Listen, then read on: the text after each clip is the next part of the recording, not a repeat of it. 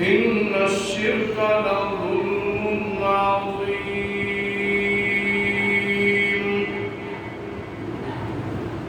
وقال الله تبارك وتعالى في مقام آخر: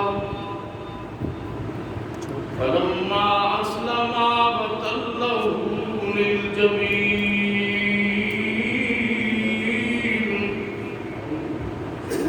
صدق الله العظيم. اللهم صل وسلم على سيدنا ومولانا محمد النبي الأمي وعلى آله وأزواجه وأصحابه أجمعين.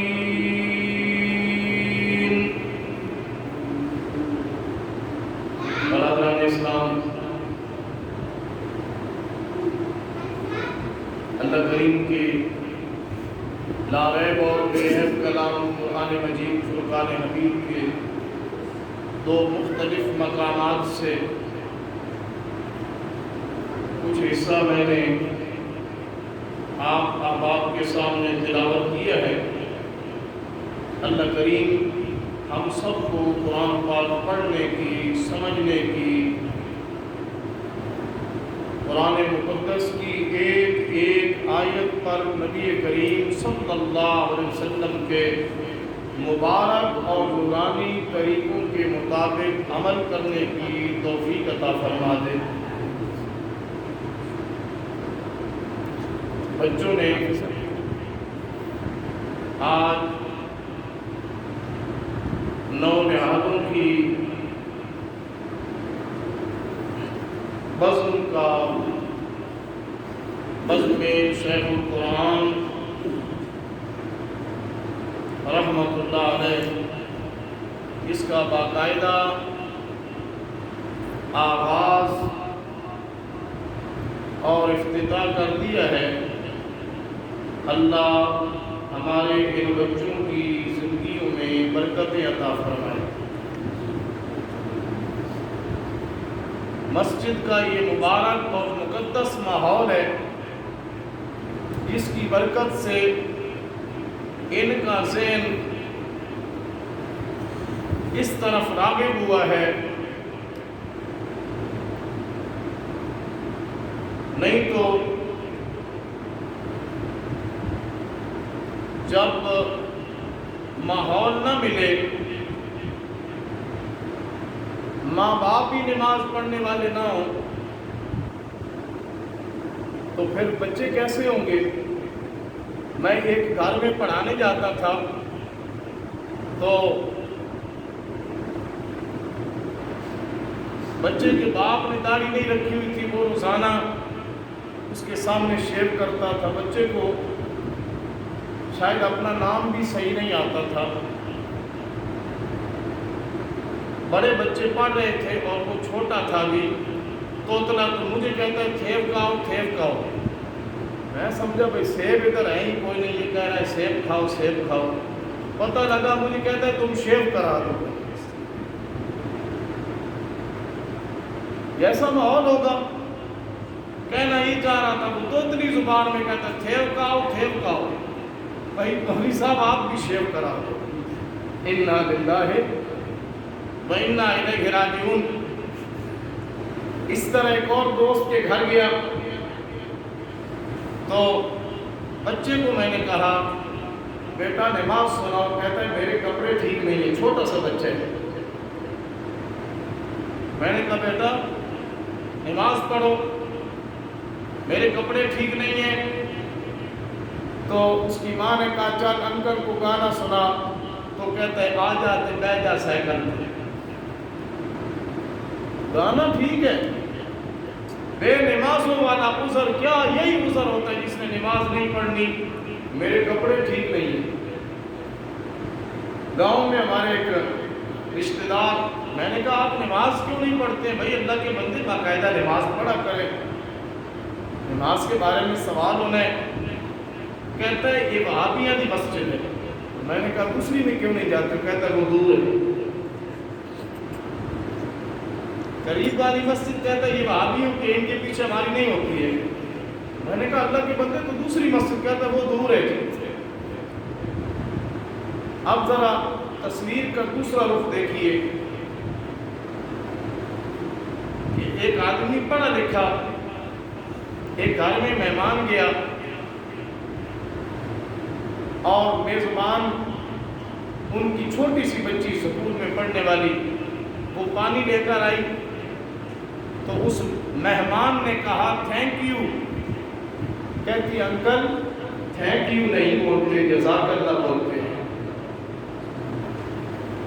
چچا جان تھینک یو نہیں بولتے کیا بولتے ہیں؟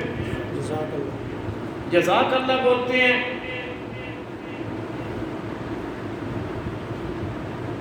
میرا بیٹا بیمار تھا اور عید والے دن ایمرجنسی میں لے کر گئے. سخت بخار تھا تو میں نے اس کو کہا انشاءاللہ ٹھیک ہو جائے گا. ڈاکٹر بھی کہتا ہے انشاءاللہ ٹھیک ہو جائے گا. خدا نہیں میں نے اس سے پوچھا بیٹا یہ بخار ٹھیک کرنے والا کون ہے؟ کہا جی اللہ ہے. چھوٹا سا بچہ ہے. جی بیماریاں اللہ کی مرضی سے آتی ہیں اور شفا دینے والا بھی کون ہے؟ اللہ. کیسا ماحول دیں گے بچے ویسے بنیں گے. یہ کوڑا کاغذ ہے اس کے اوپر میں نے اور آپ نے لکھنا ہے. اگر ماحول ہوگا کہ گھر میں صحابہ کے تذکرے ہوں گے, گھر میں قرآن پاک کی تلاوت ہوگی, گھر میں ماں باپ نعت سنتے ہوں گے بچوں کو نعت آ جائے گی, اور گھر والے گانے سنتے ہوں گے تو بچے بھی کیا کریں گے؟ گانے گائیں گے. باہر کے انگریز کے ملک میں ایک سکول میں استانی نے بچوں سے پوچھا بڑے ہو کر کیا بنو گے؟ جیسے ہمارے یہاں بھی پوچھتے ہیں, ہم سے بھی کئی بار بچپن میں پوچھا گیا بیٹا کیا بنو گے؟ ایک نے کہا ڈاکٹر بنوں گا. بیٹا کیا بنو گے؟ انجینئر بنوں گا. کیا بنو گے؟ سائنسدان بنوں گا. کیا بنو گے؟ پولیس مین بنوں گا.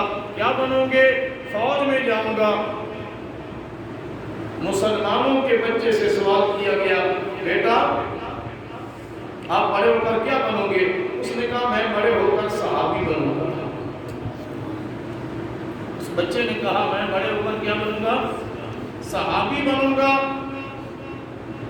وہ خاتون حیران بھائی پتہ نہیں یہ کون سا پروفیشن ہے, نہ ڈاکٹر نہ انجینئر نہ سائنسدان نہ سیاستدان. کہتا ہے میں صحابی بنوں گا. اس نے ان کے گھر فون کیا کہ آپ کا بچہ کہتا ہے میں بڑا ہو کے صحابی بنوں گا. حالانکہ دیکھو ہم سب کا عقیدہ ہے یہ جو صحابیت کا منصب ہے یہ کسبی نہیں واہبی ہے.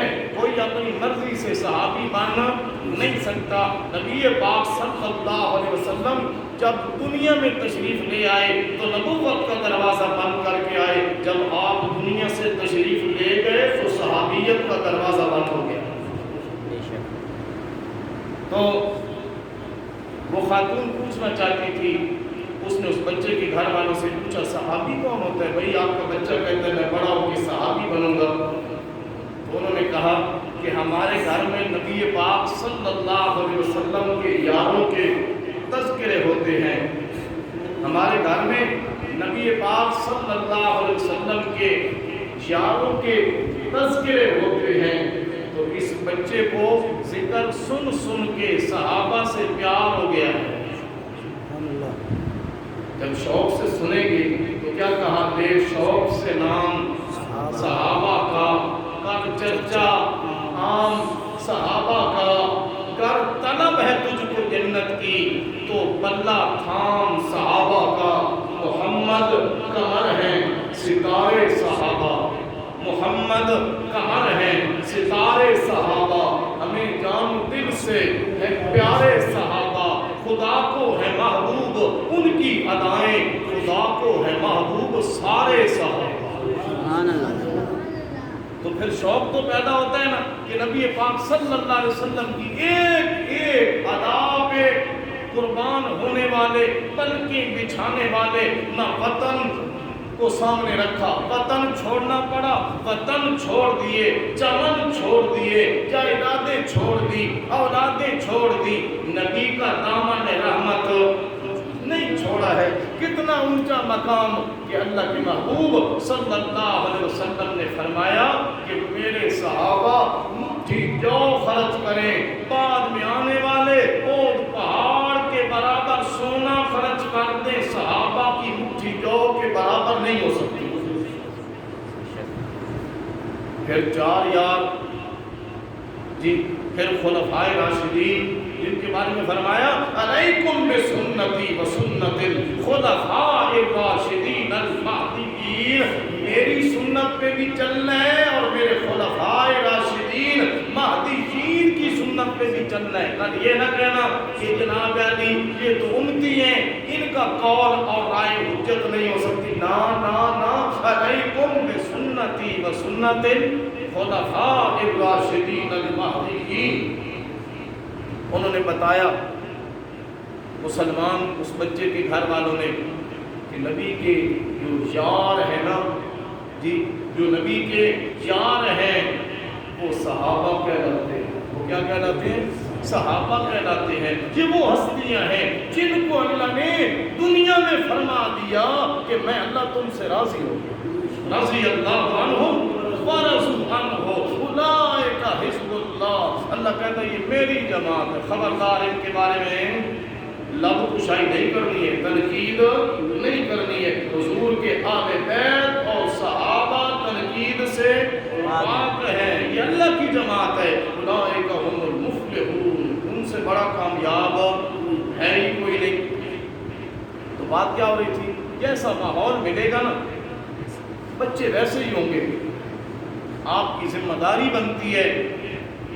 کسی نے لکھا کہ اپنے بچوں کے لیے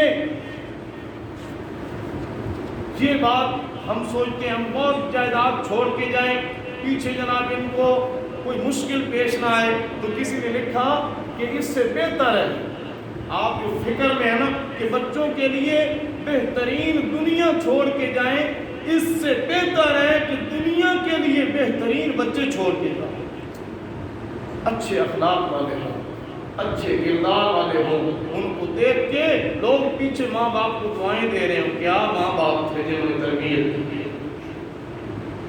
حضرت لقمان رحمت اللہ تعالیٰ علیہ اپنے بیٹے کو کیا فرما رہے ہیں؟ یا بنیا لا تشرک باللہ ان الشرک لظلم عظیم، میرا بیٹا سارے گناہ معاف ہو جائیں گے، شرک ظلم عظیم ہے، معاف نہیں ہوگا۔ حضرت یعقوب علیہ السلام دنیا سے جانے کا وقت ہے اور کیا فرماتے ہیں اپنے بچوں کو؟ ما تعبدون من بعدی، میرے بچوں میرے بعد عبادت کس کی کرو گے، کس کی پوجا کرو گے؟ تربیت ایسی کی ہوئی تھی۔ بچوں نے کیا جواب دیا؟ قالوا نعبد الہک و الہ آبائک ابراہیم و اسماعیل و اسحاق الہا واحدا ونحن لہ مسلمون۔ ابا جی مطمئن ہو جائیے، ہمیں سبق یاد ہے، مطمئن ہو جائیے ہمیں سبق یاد ہے۔ حضرت ابراہیم خلیل اللہ جب خواب دیکھا ہے بیٹے کو ذبح کر رہا ہوں، پوچھا بیٹا یا بنیا انی ارا فی المنام انی اذبحک، میں نے خواب میں دیکھا ہے میں تجھے ذبح کر رہا ہوں، فانظر ماذا تری، میرا بیٹا آپ کی رائے کیا ہے؟ تو کیا جواب دیا؟ یا ابت افعل ما تؤمر ستجدنی ان شاء اللہ من الصابرین۔ ابا جی جلدی کیجئے کہیں دیر نہ ہو جائے اور اللہ ناراض نہ ہو جائے۔ اقبال کہتا ہے یہ تربیت ہوتی ہے۔ علامہ اقبال کیا کہتے ہیں؟ یہ ہوتی ہے تربیت، یہ فیضان نظر تھا یا کہ مقتد کی کرامت تھی، سکھائے کس نے اسماعیل کو آداب فرزندی کی، اور جناب علی لے کر چلے اور لٹایا ہے پتلو للجبین، اور اللہ نے اوپر سے جبریل کو دمبا دے کر بھیجا ہے، جبریل لے جا اسماعیل کا ایک بال بھی کٹنے نہ پائے۔ اب چھری سے بھی خطاب کر رہا ہے اور اوپر سے صدائیں آ رہی ہیں، سلام علی ابراہیم، کیا صدایں آ رہی ہیں؟ سلام علی ابراہیم۔ تو میرے بھائیوں، اگر ہم نے اپنے بچوں کی اچھی تربیت کی نا تو ہمارے بھی پیچھے لوگ دعائیں کریں گے۔ سلام کیا ہے؟ دعا ہے۔ ہمیں بھی پیچھے لوگ دعائیں دیں گے۔ اللہ تعالیٰ ان بچوں کو اس نیک مقصد میں کامیابی نصیب فرمائے۔ اللہ پاک ان سب کو ہمارے لیے جن جن کے بچے ہیں اللہ سب کی اولادوں کو ان کے لیے صدقہ جاریہ بنا دے، نیک نامی اور عزت کا ذریعہ بنا دے، اور اللہ ہم سب کو ہمارے والدین کے لیے بھی صدقہ جاریہ بنا دے۔